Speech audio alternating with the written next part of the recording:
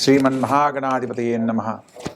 सदा निम्बवृक्षस्य मूलादिवासात् सुधास्राविणं तिक्तमप्यप्रियन्तं तरुं कल्पवृक्षादिकं साधयन्तं नमामीश्वरं सद्गुरुं साईनाथं।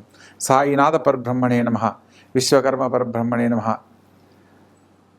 ప్రస్తుత కాలంలో మనకు జాతకరీత్యా ఎన్నో రకాల సమస్యలు ఉన్నప్పటికీ పరిహారాలతో మనము మంచి జీవితాన్ని పొందుతూ ఉన్నాం.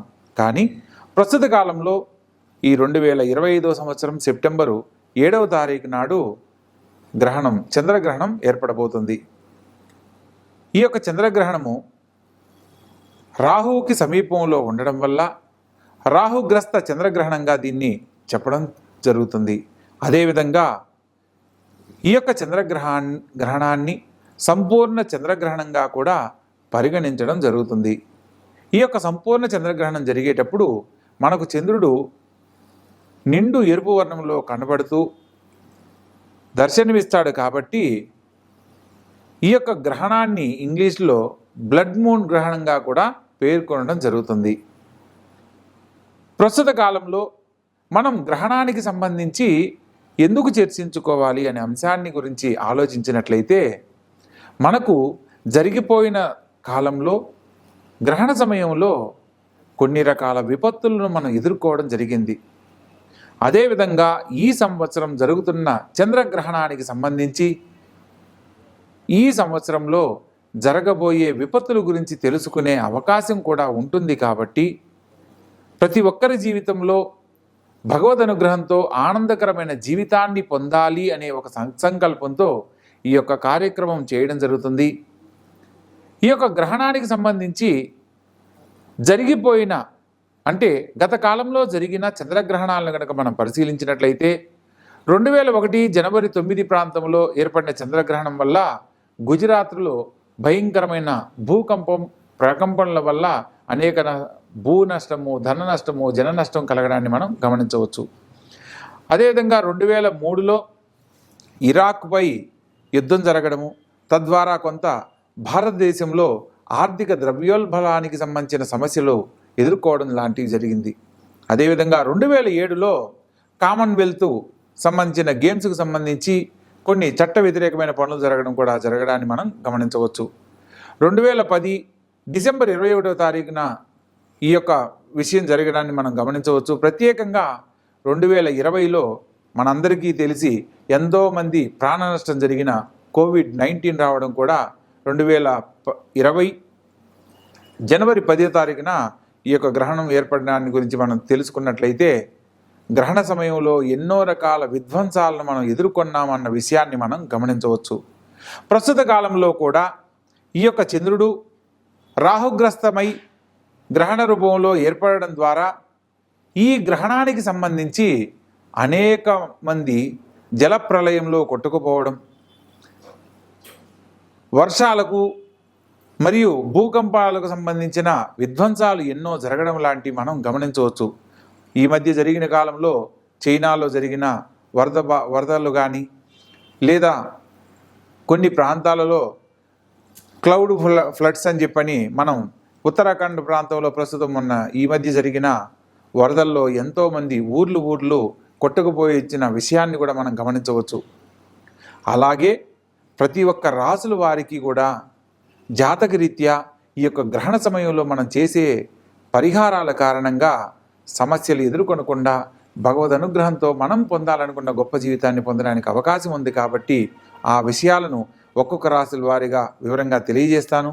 తెలుసుకున్న ప్రతి ఒక్క అంశాన్ని గమనించి ఆచరించవలసిన పరిహారాలను గనక ఆచరించినట్లయితే భగవద్ అనుగ్రహంతో గొప్ప జీవితంలో స్థిరపడతారు. ముఖ్యంగా మనము ఒక్కొక్క రాశుల వారీగా మనం పరిశీలించే క్రమంలో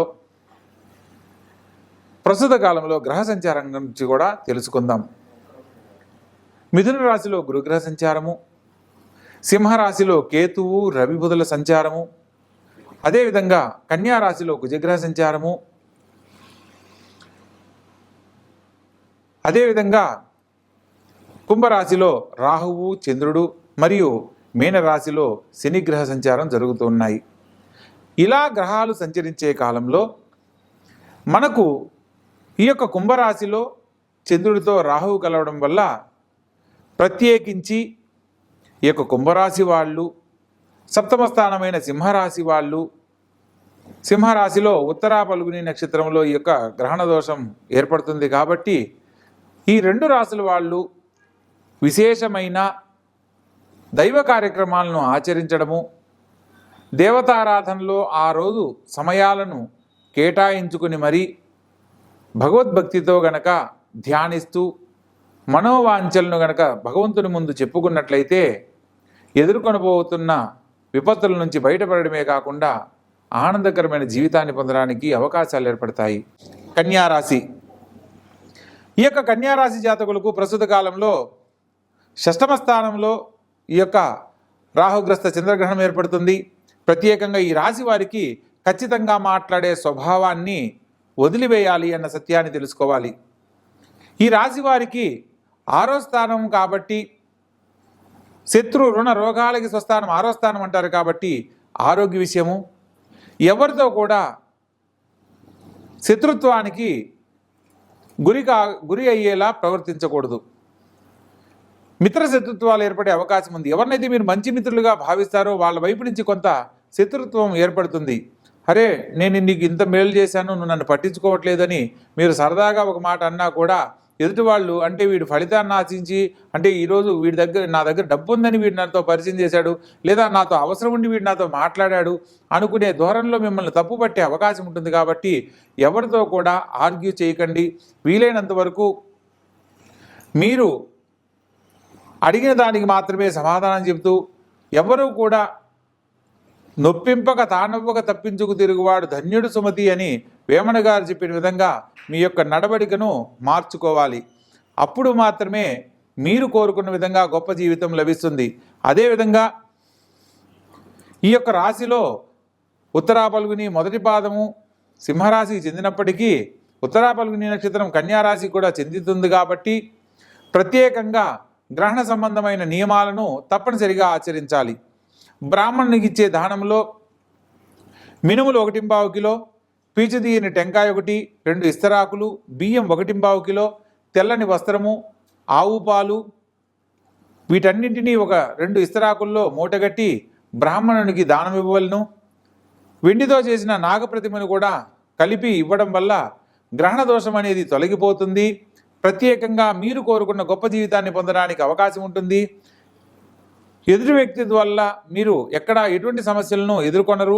ప్రత్యేకంగా ఈ రాశి వారికి నిద్రలేమి సమస్యతో బాధపడే అవకాశం ఉంటుంది. అంటే కుటుంబంలో ఉన్న సమస్యల వల్ల కానీ, మీరు ఎంచుకున్న మార్గాలలో పనుల ఒత్తిడి వల్ల కానీ కొంత ఒత్తిడికి గురయ్యి తద్వారా మానసిక ప్రశాంతతను కోల్పోయే అవకాశం ఉంటుంది. తద్వారా నిద్రలేమికి గురవుతారు.